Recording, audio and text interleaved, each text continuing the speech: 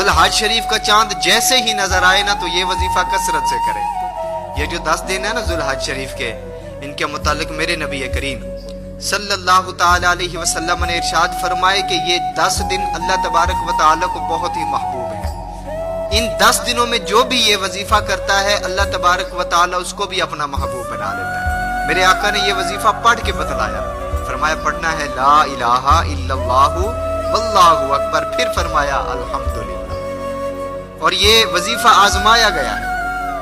بزرگان دین علیہ رحمہ فرماتے ہیں کہ جو شخص ان 10 دنوں میں یہ وظیفہ کثرت سے کرتا ہے نا، جو شخص یہ وظیفہ پڑھتا ہے تو جو بھی اس کی پریشانی ہوتی ہے، اس کی جو بھی جائز آرزو ہوتی ہے، اس کے رزق میں بے برکتی ہے، وہ بے اولاد ہے، اس کے کاروبار میں بندش ہے، جس بھی پریشانی میں مبتلا ہے، جو بندہ ان 10 دنوں میں یہ وظیفہ کثرت سے پڑھتا ہے اللہ تبارک و تعالی اس کی تمام دعاؤں کو قبول فرماتا ہے، تمام پریشانیوں کو دور فرماتا ہے.